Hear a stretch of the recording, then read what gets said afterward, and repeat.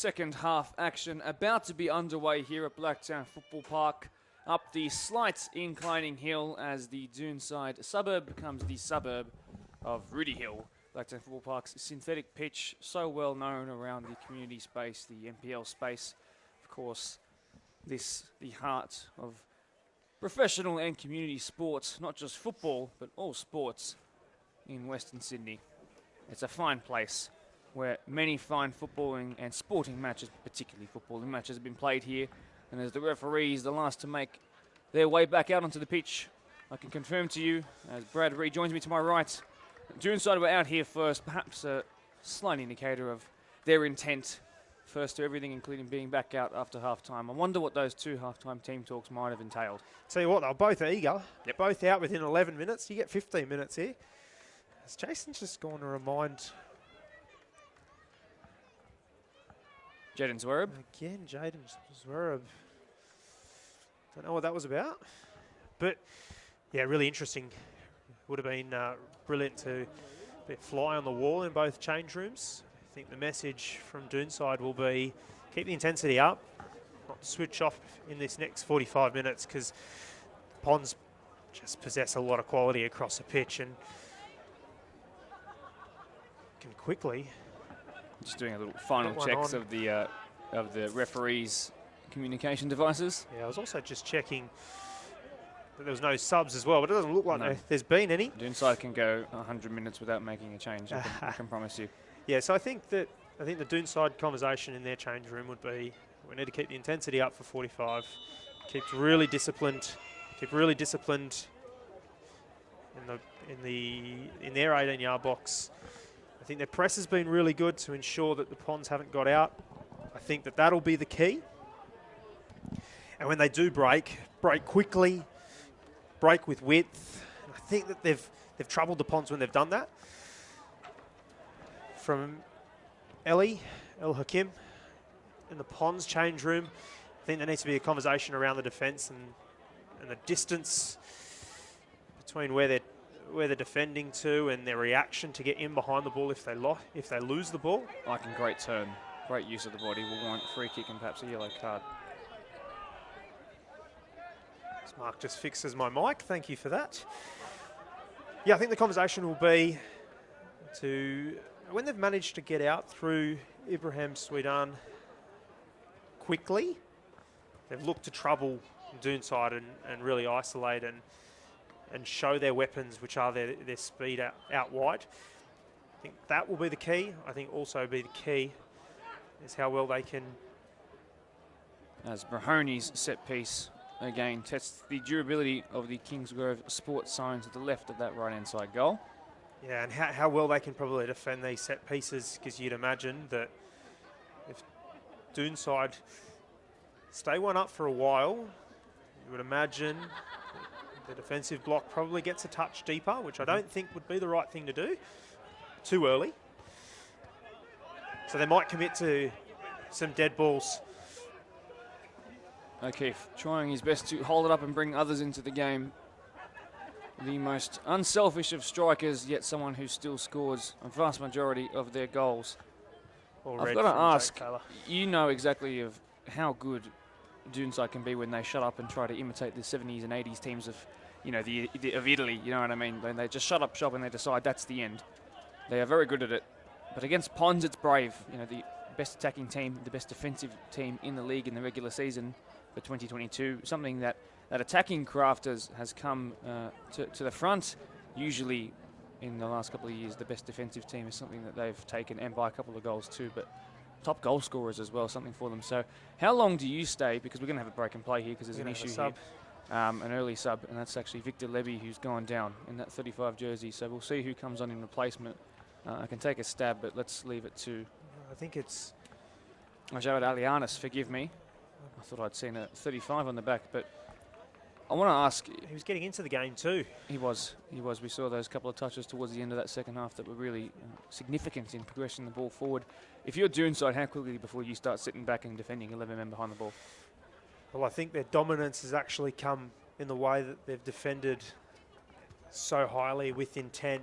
There's a clear plan there. And I think that's been what's working for them.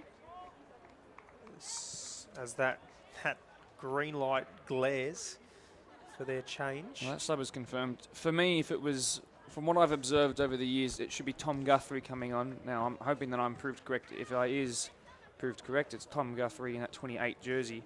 Something I can tell you about him in the very first game that I covered away from Blacktown Football Park for the BDSFA against Ropes Crossing. Obviously, Ponds were involved. He scored one, assisted one, and then hit the crossbar from a rocket. He's also spent time in Thailand on trial in football.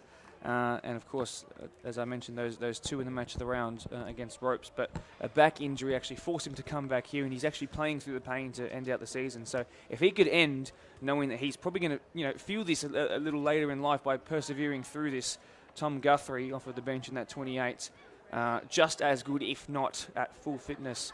Their best midfielder. He's a real star. Well, he's coming to a game where they're 1-0 down and they need a spark. So will he provide it?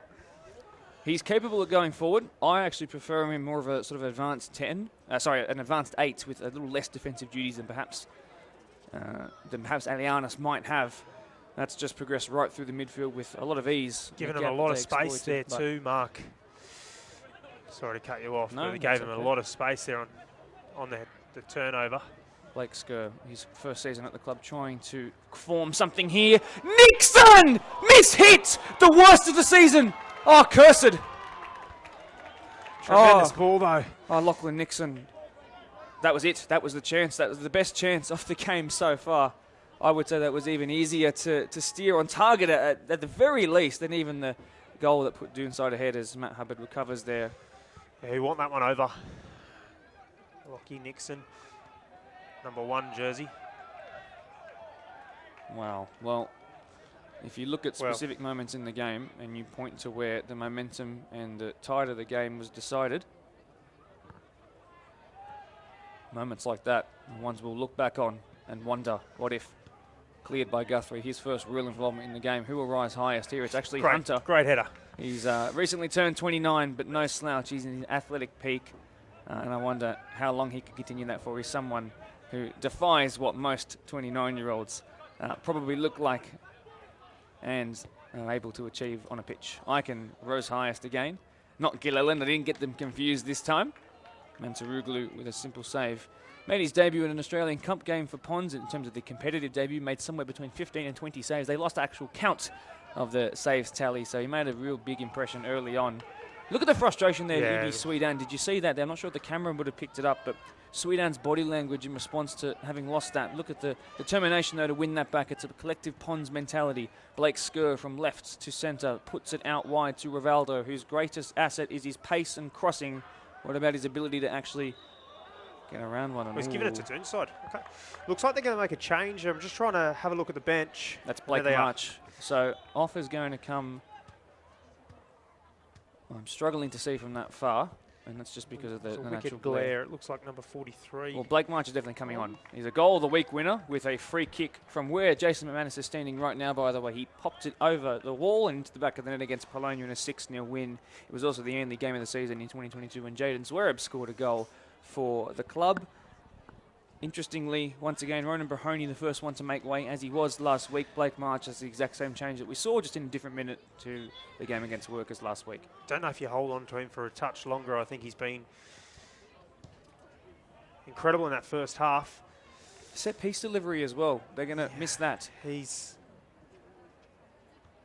done a lot of work off the ball in terms of his communication as well, and marshalled his troops. As Doonside have 2 free out wide, it was a if they can find it, and they will.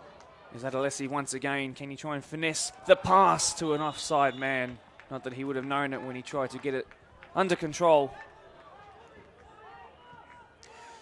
This is not the Ponds that we expected to come here tonight. I'm sorry, but I know it's a former team, and there'll be people watching here tonight, and I'm sure there are higher ups at that club who will not like me saying that, but I've expected better so far. I've never seen them be this open defensively. Yes, they're trying to chase a game in a do-or-die game.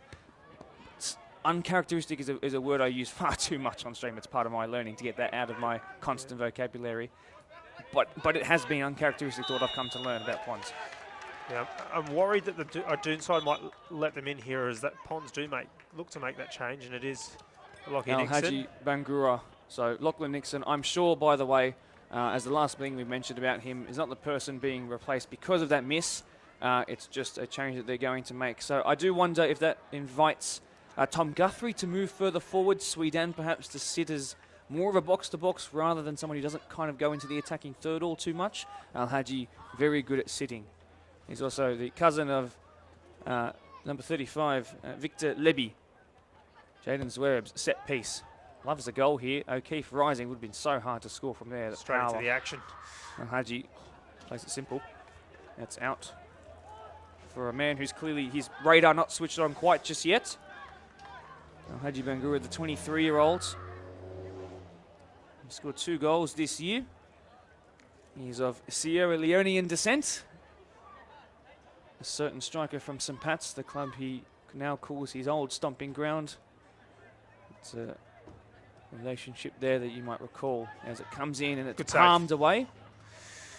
Rivaldo trying to break here, but Dominici reads it real simply. Blake March, his technique is good, but that moment, not one where that's been exemplified.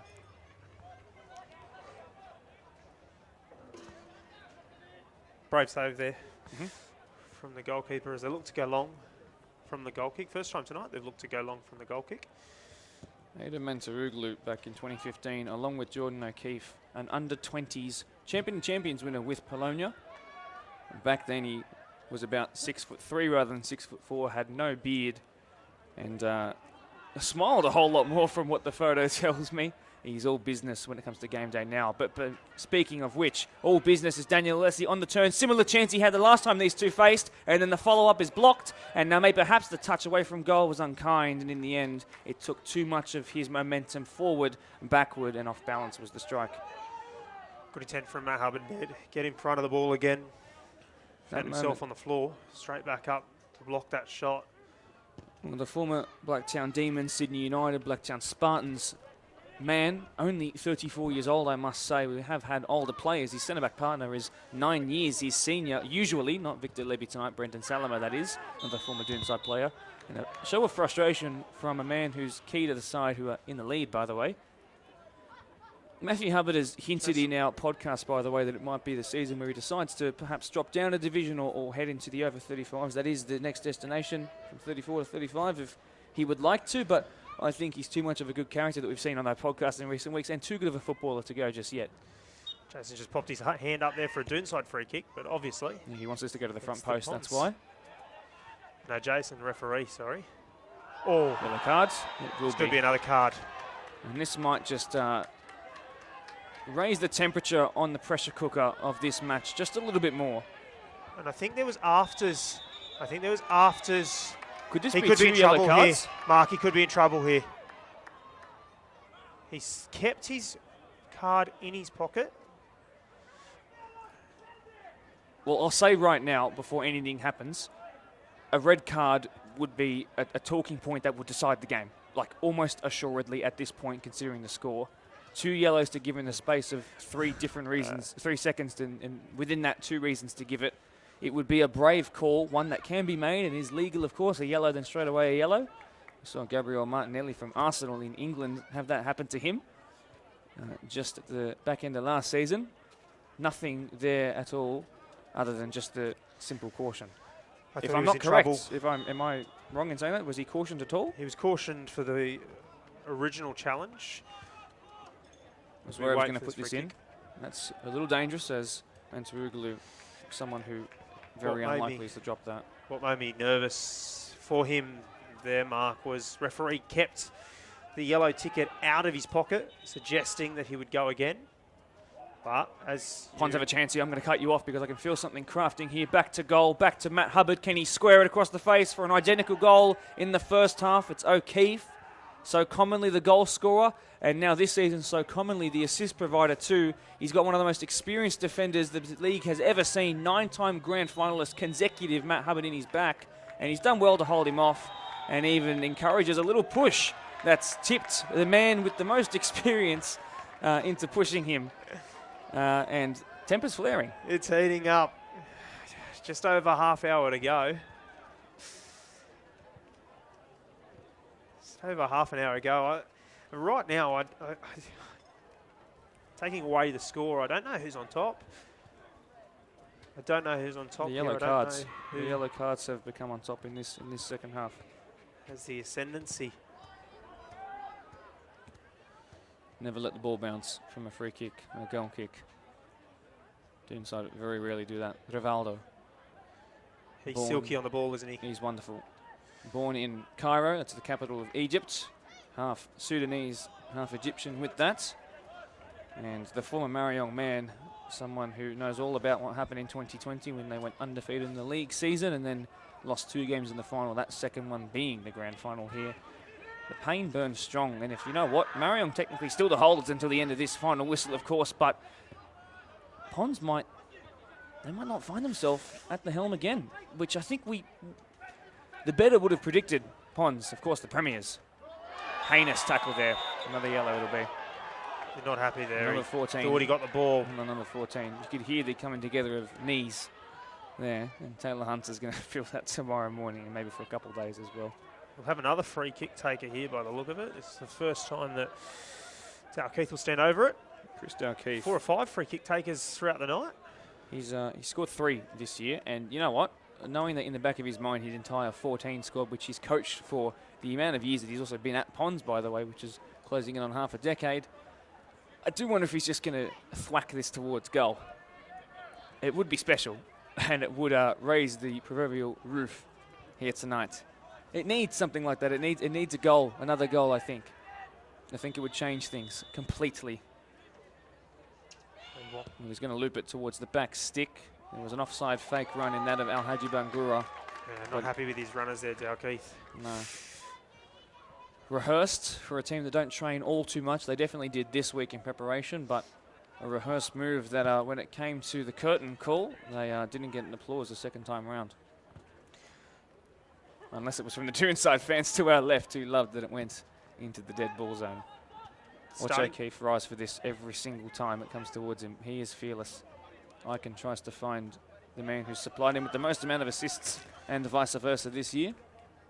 Starting to become a real arm wrestle here, back and forth football. It'll be interesting to see who's the first to make a decision on how they'll get a result in this game. Whether it's something tactical that'll change for the Ponds, or whether Doonside will potentially make a sub. And the call for keeper was not listened to, and a save that required millimetre precise reaction times from Aidan Mantaruglu, because the ball was stuck behind the head of Victor Leby until it went past him, and he was standing on the 6-yard box. We had perfect angle here, saw that S late, really, really late. So a reaction save.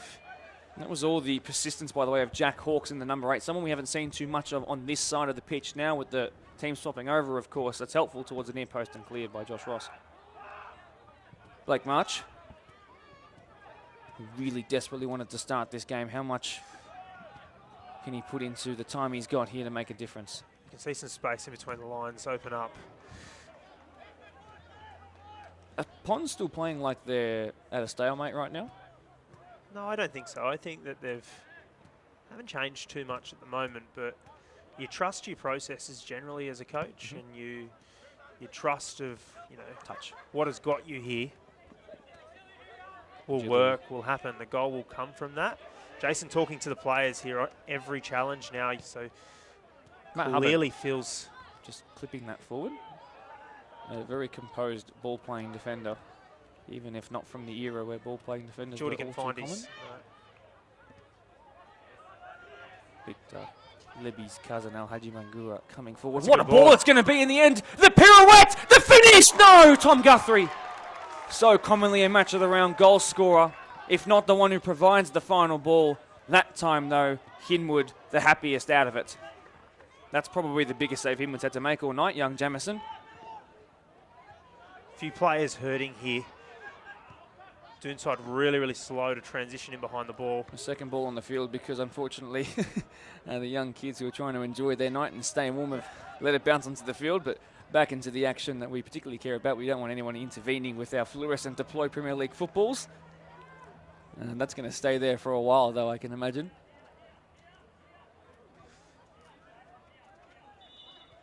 Blake Skur, by the way, that man for Ponds in the 9 jersey, he's got 18 goals this year to go along with 9 assists. His most recent assist was the first goal of the day a fortnight ago against this Doonside team for Taylor Hunter. Yet to see the best out of, I think, the entire sort of front three, attacking 4 tonight of Ponds, but I am more than happy for that to change. Dale Keith trying to do it on his own. If my front four can't, I will do it myself. Look at the perseverance on his run. Instead, Blake Skur is going to try and do what he's done a couple of times now. It's become a bit obvious, but still Blake Marsh, who perhaps hasn't been on the field long enough to adjust to what he's been doing, has to take him out. And this is, what, would you say too close to the 18-yard mark, or would you hit this yourself? Is prime. This is prime here. This is what you train for if you get the balls out of the ball bag at training. Who was the most commonly consistent free kick taker in your time there? Chris Dalkeith's going to take this, no questions asked. But wasn't there under myself. No, it wasn't.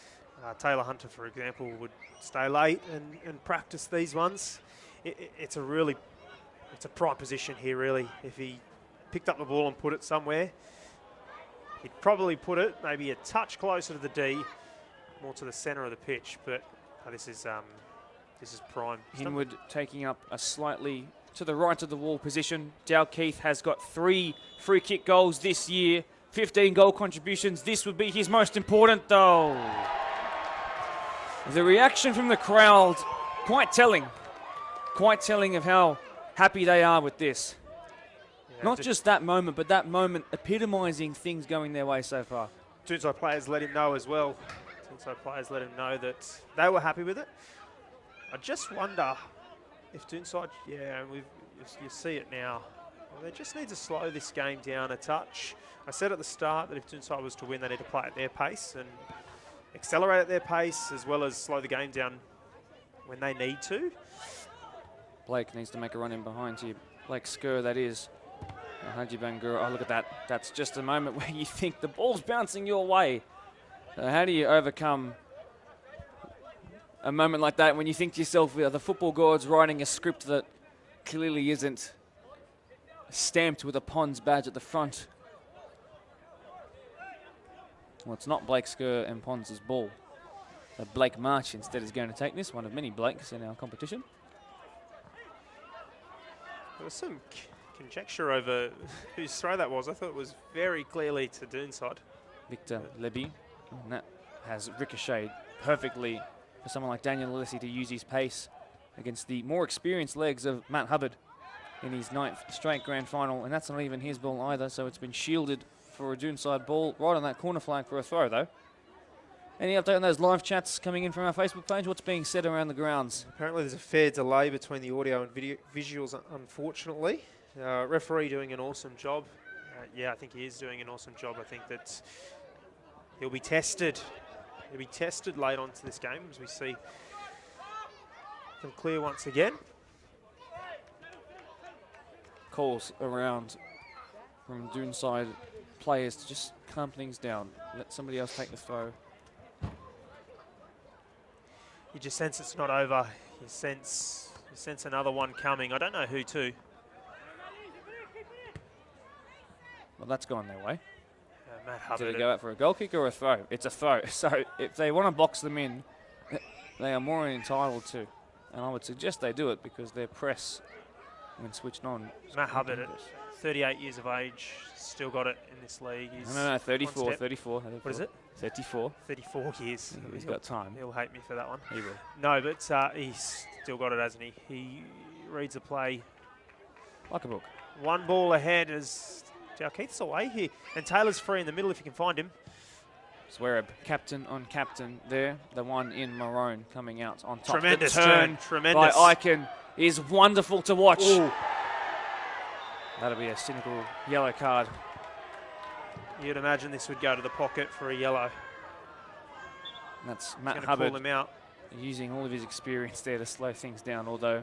It just ate my words there. He was very late to that challenge. It's just a yellow. But I will say, it's another one. How many Ponds players can you name with that yellow marker next to their first and last name? The answer is quite a lot, and of course, quite a lot of defenders too.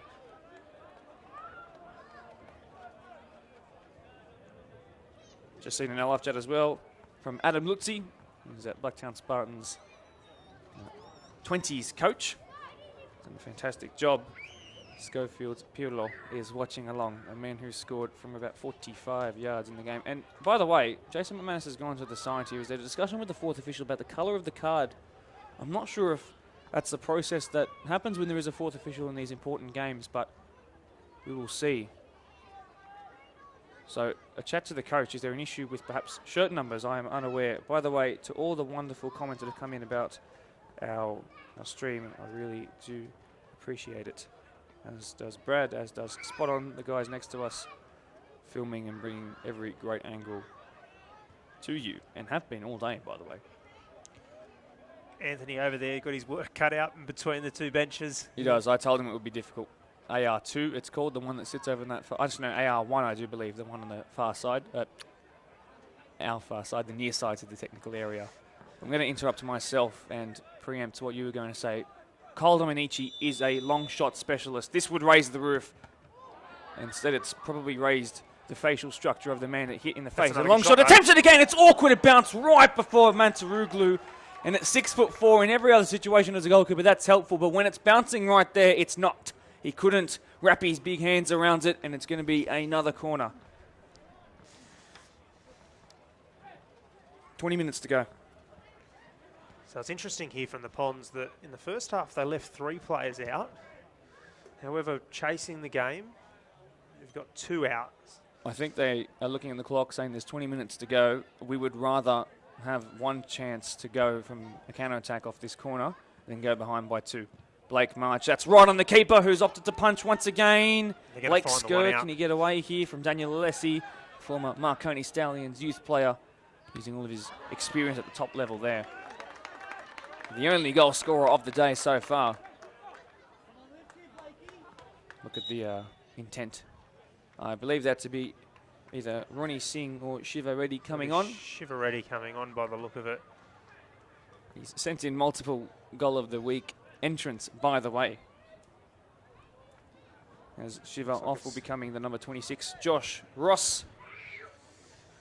Someone who had to fill in for the experienced Scott Jackson, of course a former Doonside player himself, not involved today because of injuries to his calf. An 8-centimetre tear down his stronger left leg has ruled him out, even though he really wanted to play tonight. Mark, so there goes the change. So 20 minutes to go. They've opted to take a defender out. Daniel Alessi has scooped it expertly in the direction of Gil Elland. It's blocked fortuitously right into the path of where his planted leg was, and it meant that it was cleared away. Please forgive me. That's okay. So what it looks like is that they've made the call. They've taken a defender off. Brought on Shiva Reddy, who's a tremendous striker, really calm on the ball and an excellent finisher. Might look to just calm the ball down when they go forward here. But Doonside, very long throw, Hubbard. Great. That's better in the air from him compared to what we saw perhaps in the earlier stages of the game. Dalkeith, wayward under hit clearance there. Can they recycle with a second phase play? Hubbard, nice touch, whether it's intentional or not. That little triangle inside their own penalty area has alleviated the tension. Blake Sker, 18 goals, but he's about 80 metres from where the goal is now, and that's really, really poor from Ibrahim Swedan. He's the coach of the under-18s Hills United side. I'm sure he won't want to be watching his boys from the Youth League 2, who are currently sitting in 6th, with still an opportunity to push up by a spot or 2 in the final couple of games of the season, but he won't want them to be watching that one there. Doonside are really a minute or 2 away of class to potentially putting this to bed. And I would imagine that they'd want to find that sooner rather than later. Although how does this bounce work out? There is Rivaldo to the right. They found each other on more than one occasion this season. It's now Rivaldo receiving that from Hunter.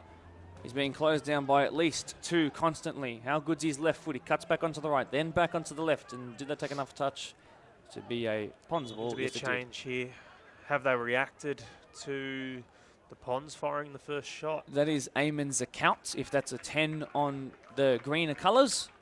The man who actually fed the assist to Ethan Icon's head to equalise in the last time these two played. Eamon's account of Palestinian descent, notching up his third assist of the season to make it 6 goal contributions in that 2 week ago game. Straight into proceedings here. Himwood called upon, hasn't been in a while. He was still warm to the play, and thankfully for him positioned. The penalty king just turned positional king there. I love the intent from Doonside. They're just going quickly. They're 1-0 up. They still distribute at speed. They're still trying to find them out to try and score again, and kudos to them. Eamon Zakout. Pons know all about his delivery when on his right boot, but he can be at times wasteful. I'm sure he'll want to prove that wrong to the hundreds of viewers here tonight, online and in front of us. Wide to Blake Skur, Golden Boot contender, all to be revealed at our Premier League presentation though. Blake Skur onto his right. Blake Skur could have gone down. Blake Skur! A late sliding in challenge. Wow. Well, it might have caused pain. Trouble here, but Doonside showing concern. They've instantly surrendered Blake Skur. It was a wonderful challenge. It was clean. It was one that's going to cause a bit of an issue for Blake Skur. That's hopefully not a game ender for him. He had to go off early 2 weeks ago. He's been trying to rest, and I think he had to play through a bit of pain here tonight. But whether that was an injury that's come back after that, well, that was just a contact-on-contact injury. That's painful, and that might be the end. Done really well in the area there. Well, no one's leaping off of the bench for Pons. I don't think they're going to want to take him off. There's 6 months until pre-season starts for next year. They've made 2 windows at them. Both coaches made changes in 2 windows now, so we'll have one final window to make changes. Tall frames in the box towards the front post, and well, Skur, who's back to his feet, will receive here straight away. Nutmeg through O'Keefe. The 9 who wears 9. Pass 1, pass 2, and not the third though. Hunter still there, now into the box. They have to be extra careful, does Hawks. Well done, Jack Hawks, the 21-year-old, only his 2nd year at this senior level. Fair to say he's all right, Mark. Though, of someone who's very used to being here. I'm looking here at Aidan Mantaruglu, the goalkeeper. He's looking a little perplexed in his body language. It's not going Pons' way, but can they change it right now? Dale Keith, in swing to come, front post again. Real poor. Not something we expect from him, but we'll get a second stab at it here. Look at the edge of the box. Skur, Guthrie, Rivaldo. This time, more of a looping approach, still towards the front post, asking a lot of the keeper, who could only stab his hands at it, and then a scuffed clearance invites a bit more pressure on. Thoughts? Yeah, they've got to get it out of here quickly. Just think with the quality that they possess, they're a split second away, but Doonside have really done themselves proud, so they don't want to give them a sniff here. Quarter of an hour to go. Long throw to come in. Real big throw. Keeper thinks about it. It's flicked towards the middle. It's cleared.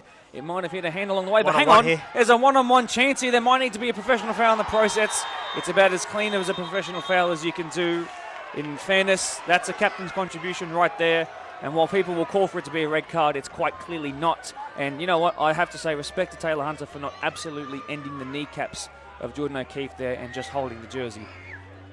Clear professional foul from Taylor. He's not that type of player that will do something dirty. Just fairly, and he's trying to explain that to the Doonside players at the moment. And you can see the respect that they have for him. And Doonside have respected it. The fans might not understand that because they're not here every single week and in the mid-game chats and the post-game, even pre-game chats, but the right way to handle it from everybody involved, particularly those on the pitch. But again, there it is. Doonside just really immerse themselves in this match. And they'll get a corner, Doonside. Well, Zakout not really one that I would back in an aerial duel, but in just watching it over and leaving it out, he's got his side a set piece. So from one side to the other, a professional foul, and now perhaps something that's caused Aidan Mantaruglu in between the sticks. A couple of issues today. Well, I'm saying it right now, a second goal for Doonside would surely wrap things up. Well, that's a big call. There's still a lot of football to be played. Swinging towards that front ball, though. Oh, God! It is He's brilliant. caused Pons so many issues in recent weeks. He's still like that. Doonside come from Glendenning Reserve to Blacktown Football Park, a place they love to play, and Ethan Eichen especially. A home away from home, a grand final championship perhaps. On cue, the second goal. Ethan Eichen, bleached blonde hair, and he's chill like that. It's a tremendous header. It's a brilliant ball. And there it is, that little moment of polish from Doonside, getting him ahead. They'll be very tough to break down. Assist, goal, chances, dribbling moments that we can look back on and add to a highlight reel. Ethan Eichen, I'll tell you right now, from a personal level, he had a really difficult start to the season in terms of off the pitch, and he was trying to get back to his best. He then went into a bit of a goal-scoring slump, and he didn't get back a goal to his name until a game against Rivo, by the way, which we covered Doonside, in which they beat them 3-1 away from home. This was at the very, very start of the season. This feels like the start of the season. He scored in the reserve grade, then went to work afterwards, and since then, I promise you, it feels like he's got at least a goal and a half contribution on average, if you do the maths, by the way. He's at least scored or assisted in every single game since then. He's been a first-grade regular. The 14 on his back, the bleached blonde hair makes him unmissable. And tonight, this fixture has his name all over it. He's at the moment probably front runner and man of the match. It's a big call, but he's probably front runner at the moment. He's been brilliant. I just think that we watch that tape back, and it's a tremendous header. He dices the front post defender, goalkeeper, gets up. Oh, space. If they play it quickly, that's the count running central and kind of halting his own team's momentum and then giving it away. That's going to cause Glenn Zwerab all kinds of issues. They'll be pulling his hair out. The man who's taken the reins of this great squad. You know, he's his son, of course, a 15-year servant of Doonside now. The names were synonymous across 3 generations now, and perhaps the first time that Jaden Zwerab at age 24, the captain, one of the youngest in the Deploy Premier League, well, he's going to have his first championship to his name if it stays like this. Hunter and co from Ponds trying to change things. Here is the run of Dal Keith, so commonly seen, so high up the pitch. He's given it away, though. Tom Guthrie. They need his brilliance right now from this ball into the box. Shiva ready on the turn. And unfortunately, Rivaldo out wide, wasn't ready for it. Blake March then just bounces past his own, seems to be his own man putting pressure on him, and yellow. Free kick. This could be another yellow here. You can see Casper the Friendly Ghost next to Ibrahim Sweedan just took an absolute knockout blow to the head. Ibrahim Sweedan, a legend. Clear foul. For many reasons in the grand finals in the Deploy Premier League 1. The former St Pat's man. This will be the last changes. Third window going to be used for the Ponds. Centre back coming off. Shannon Cullen. Shannon Cullen, the person who actually opened the scoring for the Deploy Premier League 1 live streams this year. And by the way, I'll tell you what, he might not be able to do it now, but when he got here, he scored the only goal in a 1-0 win over Quakers Hill Juniors, the guys whose reserve grade side won their grand final tonight over Marion. But you know what? He scored the goal, and you know what we spoke about in the pre-game? He just, the week before, hit, I'm going to stop myself here because I keep rising, he just hit a 140-kilo max bench, by the way, then came here to score, and now he has a goal with my annoying voice over it saying that he has a 140-kilo max bench. So Shannon Cullen on here needs to use some of that determination, but straight into it, and he might have a yellow card as well. That's probably in the conversation. Now, this is the final change for Doonside as well. O'Keefe coming off. He doesn't know 3 it yet. windows done. This will be the 11 to finish the match in regulation.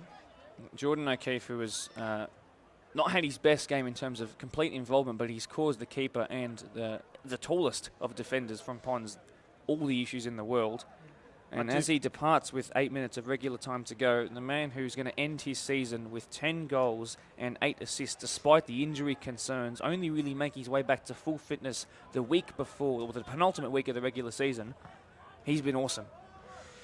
I think he's still been found to think that a bit harsh on him there in terms of involvement. I think he's been pretty good. I think he considers, from my conversations with him, I should reiterate, gotcha. His conversations with him is a game that goes without a goal to his name is one that he sees as one where we could have done better. But I think in terms of the ability to draw away defenders because he is so physically dominating is one that he will never go a game without doing.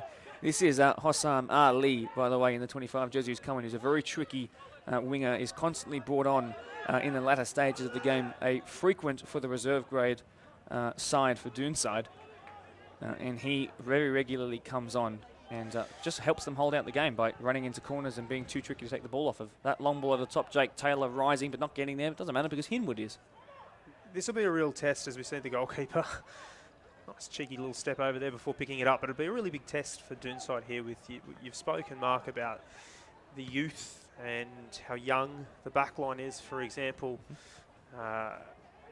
It'll be really interesting to see how they play out these final 7 or 8 minutes of regulation, plus you would imagine around 3 or 4 of stoppage. It'll be a true test of character. Tom Guthrie, pirouette on a dime, and a ball fed through towards Rivaldo. That's something we've said many, many times.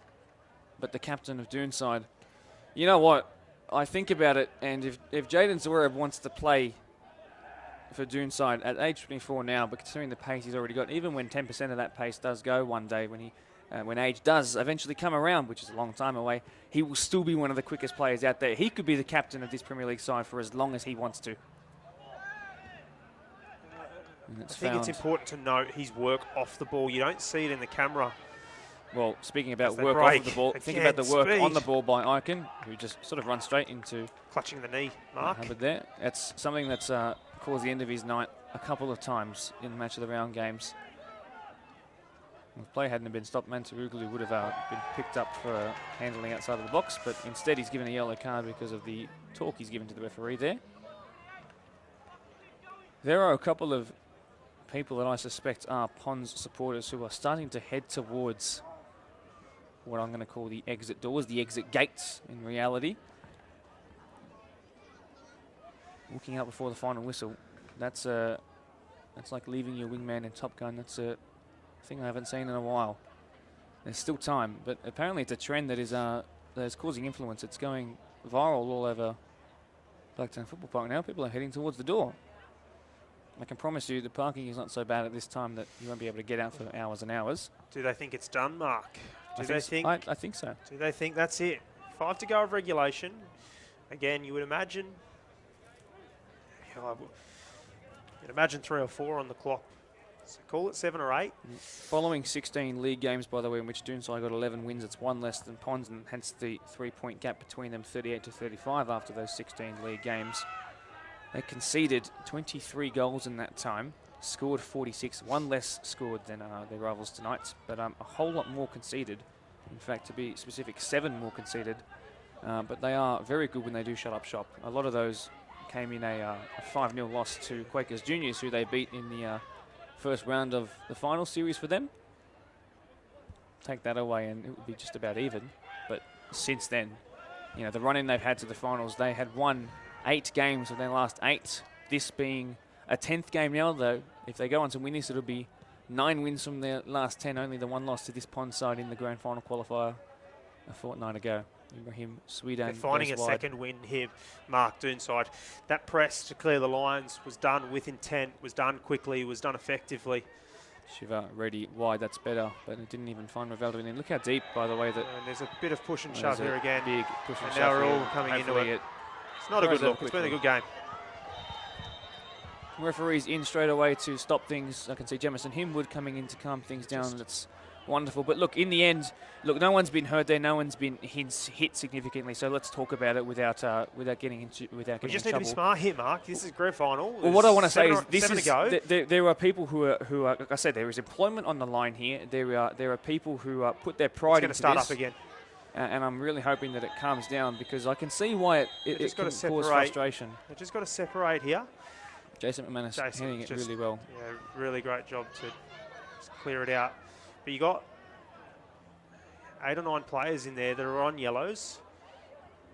If you're the Ponds, you don't want to go down to 10. You're chasing a game. If you're Doonside here, you don't want to go down to 10 either because 2-1 makes it interesting. So you don't want to get to that score. No, but the yellow card scale between Ponds and Doonside tipping very heavily the way of Ponds, having picked up by far more of the yellow cards today. There are conversations happening between Mr. McManus and Mr. Perello. the centre and AR1 referees respectively. Now there might actually be a conversation as to identifying who might need to be asked to leave the premise of the football pitch. This pristine synthetic surface of which you have trained on, planed on for... A couple of yellows coming out here, Mark. So there's one.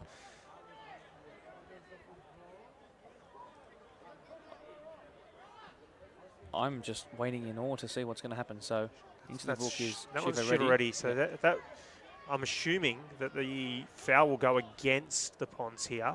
I saw Rivaldo coming in quite heavily with a big push with the Doonside player who happened to still be on the ground. So I'm wondering if he might be cautioned as well. He's not on an official caution, a yellow card I should call it.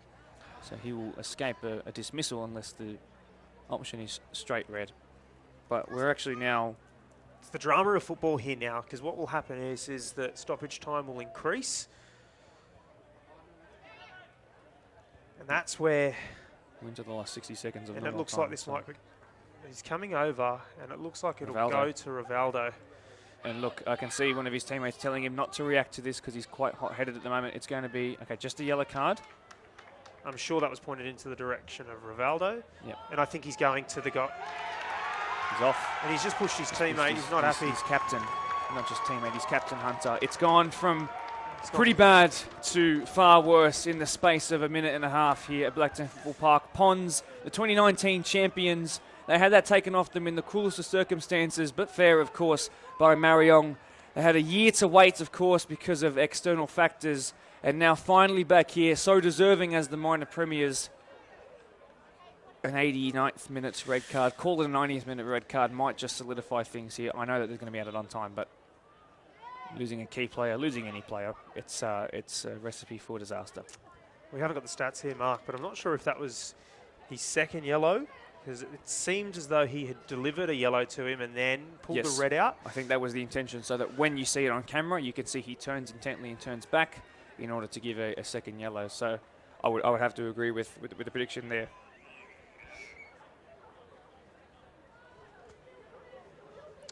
Well, it's gotten hard now from the Ponds. Does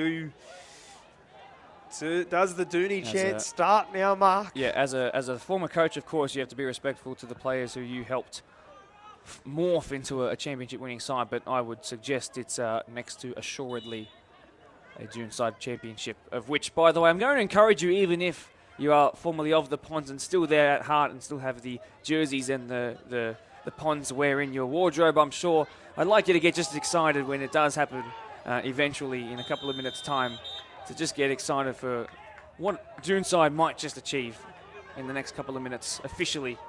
The Graham Whitehouse Memorial Cup is on offer. That's the winner of the Deploy Premier League 1. It goes to them. And Ponds trying to hurry things up, but with the numerical disadvantage, it's difficult.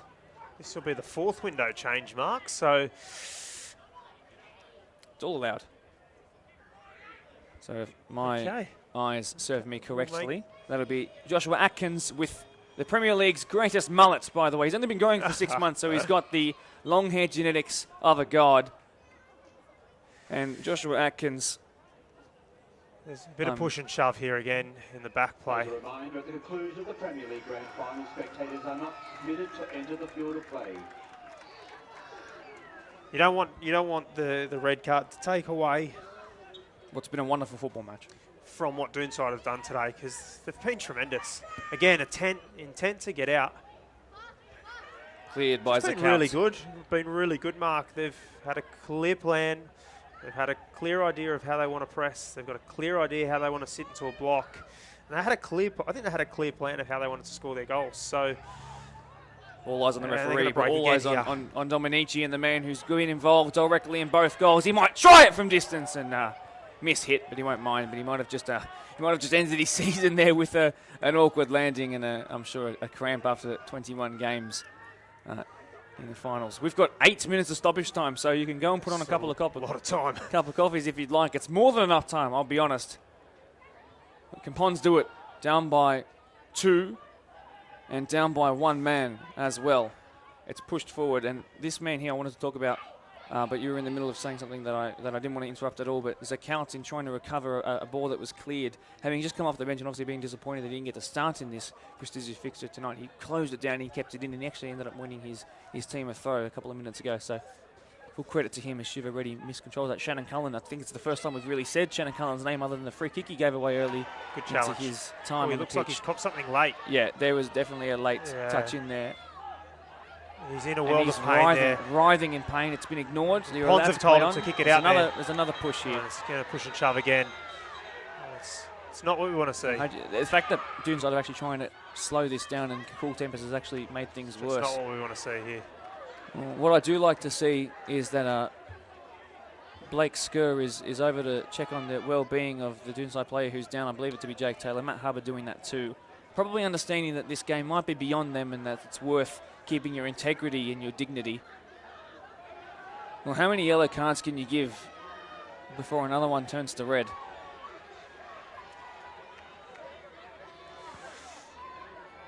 Yellow card for the goalkeeper as well for being involved, Jamison Hinwood. So far keeping a clean sheet against the team who've scored the most goals in the Deploy Premier League 1. You could hear the screams of pain from the Doonside player who's on the floor. I haven't been able to identify him. I believe it to be Jack Hawkes, the natural right back. Yeah, I missed the challenge, if I'm honest there, Mark. I think there might have been a little trailing stud left in, that's no good. which is a show of frustration, but also a show that I don't want to see, to be perfectly honest with you. So I hope it's dealt with accordingly. For what has been such a really good game, it's really disappointing that it's turned like this, and Jason has done a really good job to manage it. The 90 and Anthony Pirello's come right across. Well, they can't come up here and check VAR. I promise you that. We haven't got replays up here either. No, which is but disappointing. I promise they'll go back and watch this. They both do their meticulous viewers of the match of the round, especially the ones that they looks like it's do. The Doonside goalkeeper. Is the information passed from the AR? He's already got a yellow card. A conversation with him again, surely not another one again. I don't think he's got a yellow. No, perhaps trying to convince. Ponce goalkeeper's sitting on a yellow at the moment. As the Doonside trainer leaves the field. I'm unaware of where Jason McManus is. Oh, he's going to fix the corner flag. That is keeping high standards around the ground.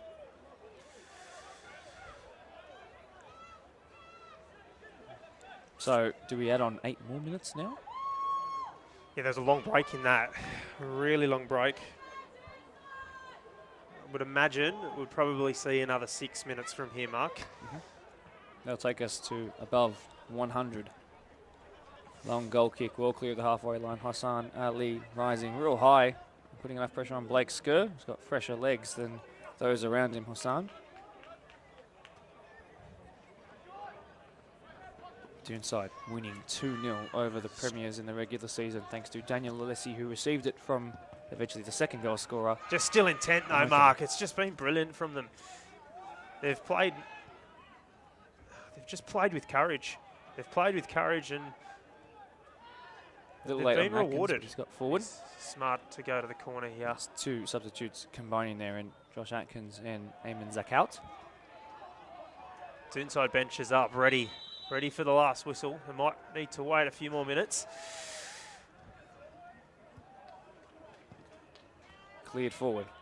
Is there a last roll of the dice? They'll need 2 rolls of the dice in order to get back into sending this to extra time. Not long to go left. Forward. Again, they're there to pick it up. Shannon Cullen and Ponds, but he's running in the wrong direction. Unfortunately, he is the natural attacker. Doonside, yes, they have the numerical advantage, but they're not chasing the game. In the one-off, the last game of the season, as Iken turns to really, really leave an impression.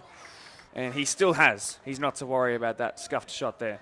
Who's your player of the match so far, Mark? I think you can name it to any number of the Doonside defenders. Attackers in that but sense. Ethan well. Iken, I think, is hard to avoid. It's hard to avoid. I think Brahoni was really good in the first half. He was probably the catalyst of the way they wanted to play and set it up with real intent. I was super impressed when he came on. I was super impressed with his first half, I should say. Ethan Eichen has been really good up front. Obviously, the assist and the goal. Jaden Zwerb, yes. Blake Marchman's back off the Is- bench and into the swing of things. He almost puts that near us. There is a whistle to the lips, by the way. I wonder how close we're getting. And a catch here by a certain Lutkovski from our PL2. Those boys have been here, by the way, I'll say it right now, helping pack up and clean up for the last couple of days. The Lutkovski family and the Oakville community, you are as wonderful as anyone could have asked for. Thank you so much for your help in recent days. Forward come Doonside, perhaps for a final time. Can they make it 3-0? Ethan Eichen coming from a distance. Zakowitz wants to put his name on the goal scoring sheet. It's going to turn to the greatest cross of all time if Ethan Eichen can wrap himself around it. He didn't.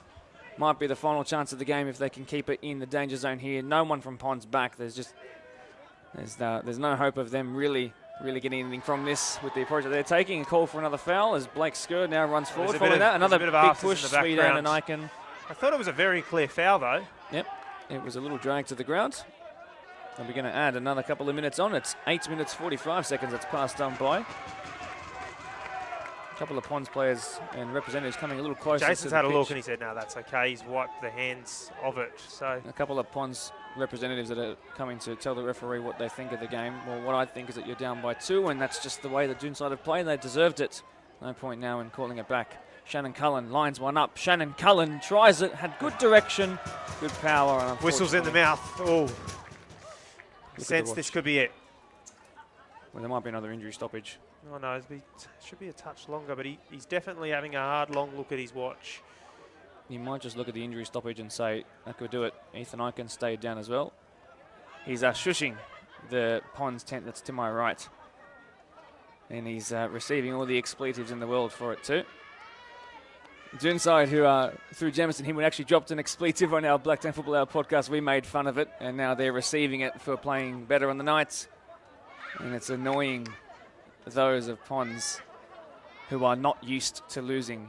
He's now gesturing that they are crying, and he is collecting the tears. Ethan Eichen, a little smart aleck, but you deserve to be when you are perhaps the player of the most important game that any of our 789 teams in the BDSFA can be involved in.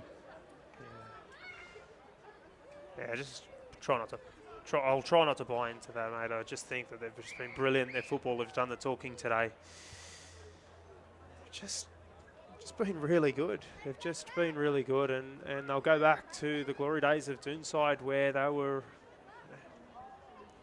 just a great team that were tough to beat, that were courageous, strong, resilient. Well, play will go on after this injury stoppage is dealt with, because otherwise it would have been stopped. Fair few shouts now, Hawks. Hashtag 2022. Strong performance from Doonside. I want to give a shout out as well, by the way, we love you, to referees coordinator, someone who's just a couple of months younger than me. I'm 21. He's just a little less 21 than I am. Matty Staples, who has to drive 2 hours back and forth to get here for these grand final days. He's checked in every single referee, every single bit of equipment and gear that they use. Referees coordinator who has been fantastic in his time and in his occasional part-time, occasional full-time role. He's here, he's watching along as well. I'd like to give a massive shout-out to him. He almost looks like he's sunburnt. He's that tired and red behind the eyes, but his whole hearted hard work, you can see the influence he's had on referees here who have been resilient in what they've done tonight. And as Daniel Alessi is going to make his way to the sideline, Doonside might just go down a player because they're out of subs, but a round of applause for the goal scorer who opened things tonight and someone who they've looked upon for so many times this season for important moments. After all that, he is going to be substituted. So on comes Tech Mescale in the 17 jersey. And he, like Hassan Ali, one of those players who can hold it up high and put it in the corner and keep it there too. Their intricate footwork. Before Jason blows the final whistle, I think it's important to shout out Mark. It's on the left at the moment. He's done a tremendous job all year with Match of the Round commentary. Your calls today have been tremendous. I thought you were brilliant in the under-20s final.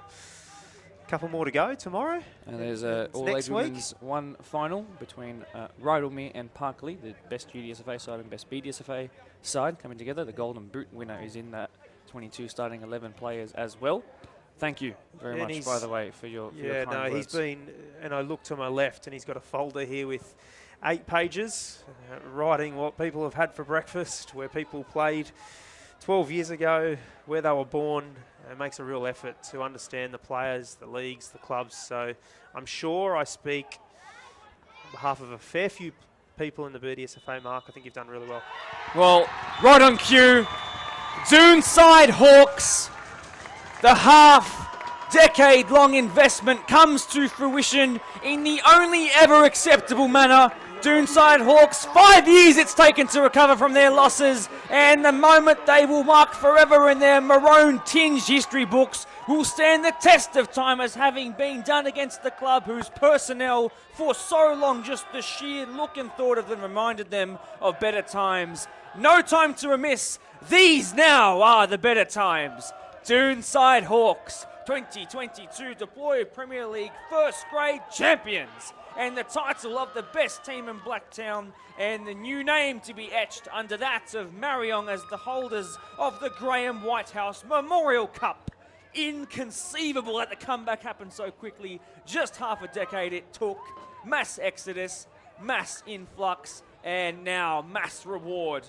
Congratulations to Glenn Zwereb, his son, his captain Jaden Zwereb, Ethan Eichen, our combined man of the match, the entire Doonside family who are here in their colours and in numbers, and to the squad who said that experience doesn't always prevail, youth, hard work, belief and persistence does. And sometimes when you're brave, you put numbers, your fullbacks forward against Ponds, you come away with a championship. 693 days after the last time this fixture was played, it's Ponds who fall to the hands of this time Doonside, who put their name up in lights, as well as those guys, each and every single one of them who have had their stars shine bright tonight. And with not a cloud in the sky, the Hawk rises to the highest point in it. Looking down on its prey, they've swooped and they found a championship. And it's going to mean oh so much to this club. Sean O'Connor recently inducted as the president. So many volunteers whose hours of unnamed, unappreciated from perhaps those not involved at Doonside, their hours now comes to fruition in the best way possible. And Brad, I know this might hurt as a former Ponds man yourself, but there is something about this story that the football gods decided at the start of the year when they brought these players in and they invested in the youth, that they said, we believe in it. I would have bought this script had I have read it 12 months ago and said, I will let any director in the world brave enough to take it on to tell this story. But Glenn Zwereb, a name synonymous now with this club, synonymous across 3 generations. His son now a premiership winner, a championship winner I should call it. What do you say to that? Yeah, first of all, here as a fan of football, and what a win from Doonside. I think they were brilliant tonight. Right, they were probably the better team of the night, and they got the spoils. Ponds had their chances early. If you remember, we called as they celebrate near their fence. And it's all as you listen to the celebration. But we said we stopped 10 minutes into the match, and we said this side into the other side, Schultz coming. Both teams, both teams,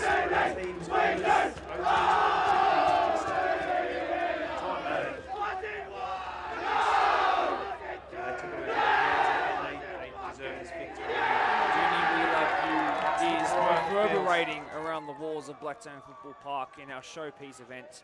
October 1980, the club was formed. The meeting was held at Doonside Community Centre and was attended by some names we should mention: Brian Pickett, Steve Lindsay, Fred Samutz, Margaret McCall, Brian Ross, and John Zwereb, the father of Glenn, the coach tonight, the mastermind coach, and the grandfather of now the championship captain, Glenn. The name, like I've said a couple of times now, synonymous across 3 generations. $300 is what started this club. They weren't even named this when they were first started. They had to share it with cricket and other athletics clubs. Now, multiple time winners. 3 Peters, yes, that seems like an age ago. This is the new age. They could do this for the next 10 years if they wanted to. I'm proud of them. Couple of good Maltese surnames through there as well. Yes. Oh, yes, of course. Great. That's course. just a tremendous effort. It's just a really tremendous effort. We spoke as well about them coming into this as the underdogs, and they just really owned it tonight. Immersed themselves into the battle. They didn't shy away from the contest. They wanted to win the ball. They wanted to play with the ball. They wanted to put themselves into opportunities and positions where they could win this game, and they've done it. They've done it really well. 2 goals to 0. My final round of applause, this little that you can hear, that's my hands clapping. That's Ethan Eichen in the 14 jersey, his assist to start things, his goal to solidify things, a brave and powerful header. I'd like to say to all the boys who have contributed for Doonside, they've done it with the most amount of games played in the season possible. It's been incredible. And this story could go on for as many chapters as you guys are willing to do it. Clearly a strong bond in the squad. My commiserations go to Ponds, who are particularly off the pitch. Perhaps the heat of the moment got to them tonight, and that's okay because it's community, it's sport, and that's what happens. And we do things sometimes that we are not proud of, and we pick up and we go again. But all class and the intent and the winning mentality that they have is so strong, and the fact that it's annoyed them to the extent it has tonight is a reflection of the standards. And because of those standards, I promise you and to their fans watching tonight, they'll be back. And when you guys do listen to this back, I know you'll be back, and I can't wait to see what next year brings for you guys. Doonside on the night, better than Ponds, and deserving of their win, and deserving of the clean sheet, and deserving of the huge applause and the huge celebrations that comes with it. My full respect goes to them. My love for this story that is going to be told for generations, I'm sure, perhaps the start of a new era for Doonside. And as this team gets older together, they become more experienced together, and who knows what's to come. Yeah, it's a new chapter for them, I think. And I think it opens up a new chapter. Obviously, they went through close to a decade of just being dominant. Grand final after grand final with them and Parklea. And then a rebuild that's ended with this. I think this is the end of a chapter, and I think that BDSFA will be really excited about the next chapter to come. Does this spark a new era of dominance from Doonside? Do they start favourites next year, Mark? I think there'll be a lot of change in the off season for all clubs. I think Marion will be back to their prestigious best. Of course, they have a point to prove now that they're no longer the holders. Got to keep it for an extra year, of course, as well. As we now hear the presentations beginning down there, and we do want to go and join that. I just want to give a final shout out to the man who I hinted at but didn't say his name, Ryan Talbot, the president, and someone who is so involved, particularly in the Premier League side of Ponds, a huge club in a growing community that's just growing exponentially in terms of the population of the area, but also the club. He was the guy who was here at 10:22 a.m. on that Thursday morning to pitch that tent. Did it all by himself, and then a shake of the hands as I offered mine, and he wouldn't let me help out. He wanted to do it himself on his own. He encapsulates, he characterises, he is what Ponds is all about. That mentality, that being there first. And to him and those around him, and the boys here tonight, the captain as well, and the coach Eli Larkin, and of course the captain Taylor Hunter and co. I can't wait to see what you guys can do next year. Brad, I'm gonna wrap it up just because everyone's gonna go and want to watch these presentations now. But from what you said, and to our very regular Premier League viewers, I'm not sure if we'll see you for the next couple of live streams over the next couple of days. But it's been a pleasure this year to be able to complete the full season, having started being your voice of the Premier League 1 and 2, the Poi Premier League 1 and 2 at the start of last year. It's been an honour to learn about these players, and like Brad said, yeah, I might know what they have for breakfast and all that sort of stuff, but it's about me caring about more than just football, caring about what happens outside of it. In the end, we're not professional, we are community, but we're going to treat it as professional, but also throw back to our community roots, and that's what I think I try and do, and I hope you guys understand it too. Brad, you've been an absolute joy, and it's a real honour to have you up here tonight, so thank you very much. Thank you to Adam and Bill for having me, as well as yourself, mate. You've really set the benchmark high, mate, so it's a pleasure for me to be next year. And for the final time for our Poi Premier League season, my name is Mark Topoli, so grateful to join by Brad Hassard. I wish you the best of luck for your final game of the season tomorrow, by the way. I hope to see you for our next couple of semi-finals.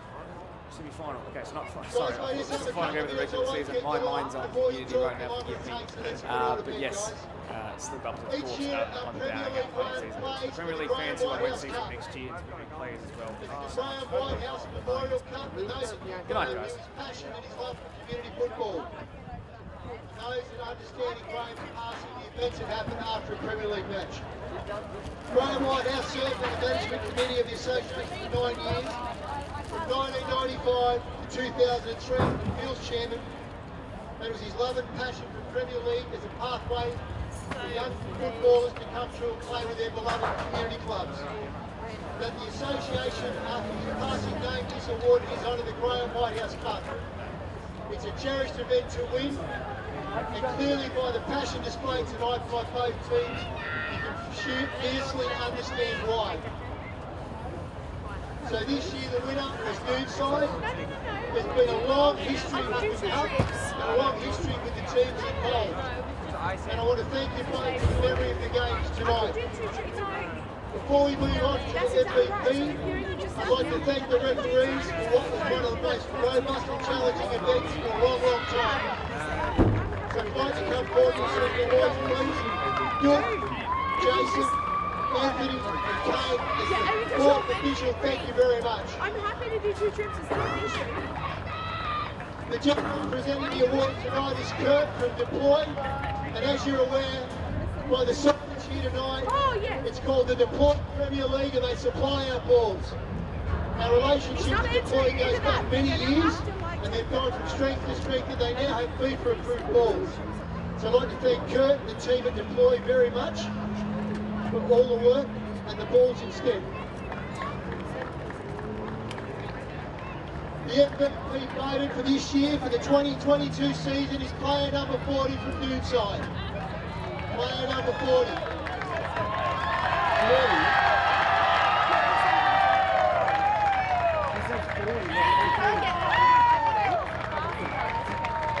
14 was Jack Bay, he played best. Okay. Again, a few words. I would now like to call upon the Ponds captain to make his way out and receive the runners-up medal for 2022 and the runner-up medallion and award plaque, please. So please have the captain of Ponds to come forward, please. Taylor Hunter.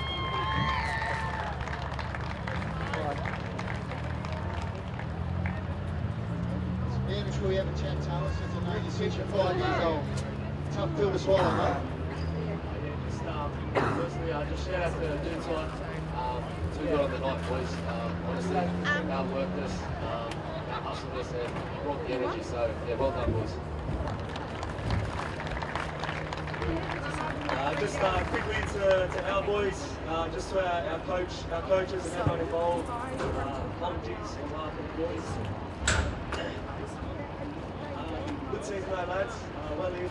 And best up until this point, I guess. So it is what it is, but we look forward to championship. Well done. Taylor, just before you go, you've now been playing footy in Blacktown for what, 23, 24 years now? Yeah. You're not even 30 yet. No, you're close. So obviously you go around and the season that's now good. I mean, it does save you about $100. How did we end up with a pom-pom? That was the one that I had from Owen. Ollie was like, "Can I keep it?" I was like, "Oh no, we better keep it safe." I'm going to say thank you for the memories. It's been wonderful, ladies and gentlemen. Put your hands together for Taylor Hunter, the She's like, captain. "I'll keep it safe." I was like, Taylor, you've got to call your team out now, mate, and announce them all out. Your job's not over yet. We'll start with the veteran, May Hubbard. I'll just rattle them off, boys. Ibby, Jez, Alaji. Alright, you two walk with me because I'll take you. Joshy, I don't know when I'll see you next. Chris, Tommy, Cooper, Allah Blake. Hafiz, bye. Yeah, Blake. Shannon, Vic, Good on. Rocky. Shiva. Andy. Missing any fingers. Aiden. Missing anyone else, boys, I do apologise. Ronnie.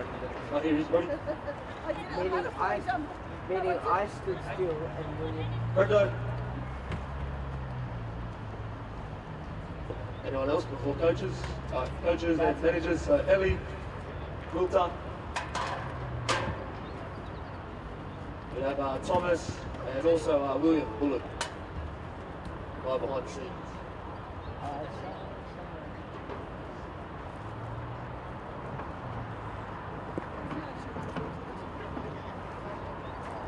Last but not least, Scotty Jackson, who's at left. Where is he?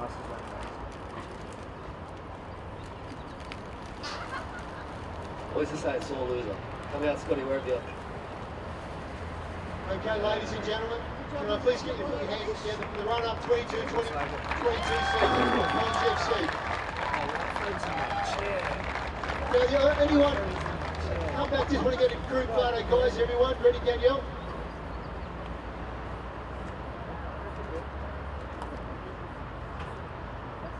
Ready to go, Danielle?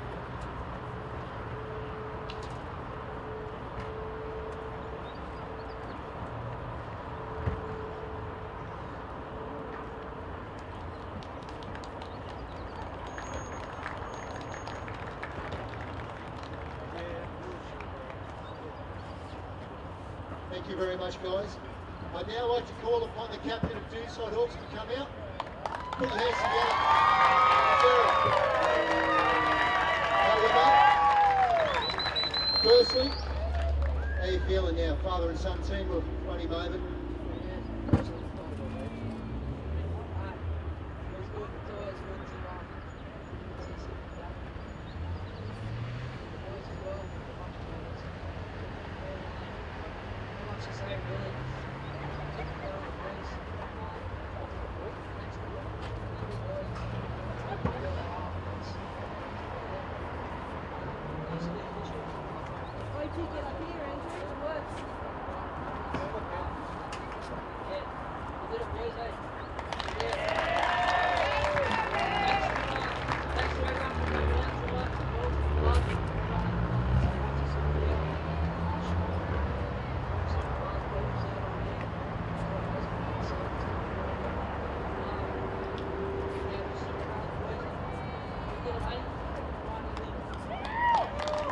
Just before we move on, the rebuild started a number of years ago. There was Cookie, there was your dad, a lot of behind the scenes people come together and trying to put Doonside back on the map where they used to be. And you've now reached the summit, guys. Great effort, long journey, well worth the wait.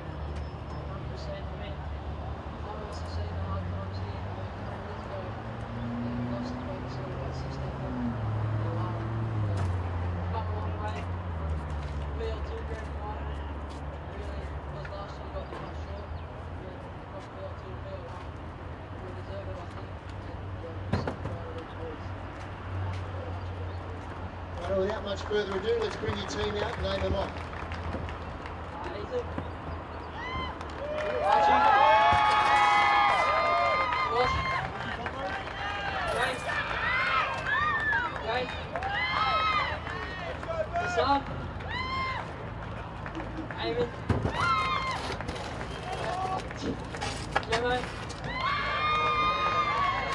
Jason, Jordy, Joshy Harlan, Jacko, Tech, Ronan, Alessi, Hannon, Kyle, Jakey, Bowie, Cookie, Cook. Oh, that's...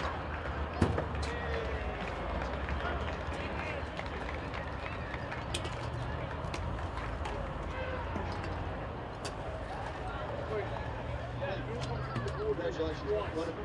And Jake, on behalf of the executive and the association, the Floyd Sports for the Floyd Finals, the Graham Whitehouse Cup, I'd like to present it to Jade, Mrs. Doonside, on behalf of everybody, the Graham Whitehouse Cup, the 2022 recipients.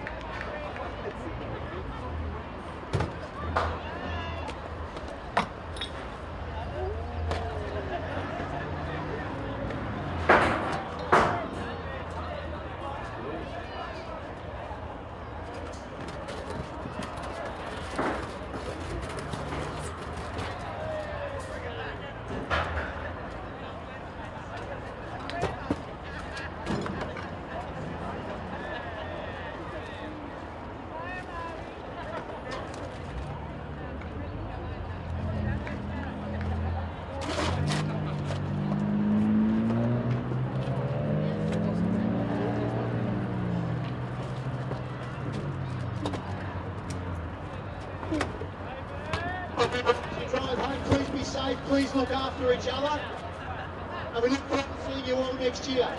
Those that have teams here tomorrow, get a good night's sleep. We look forward to seeing you then. All the best.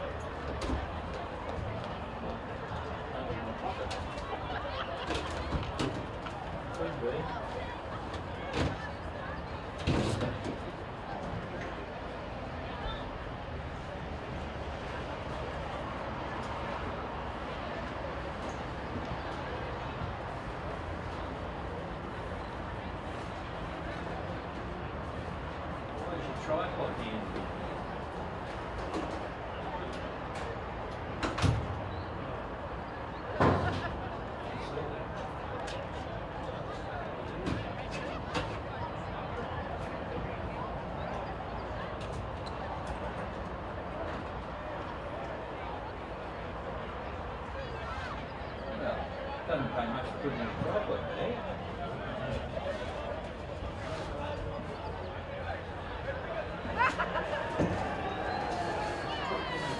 Put away. Yeah, that's what I mean.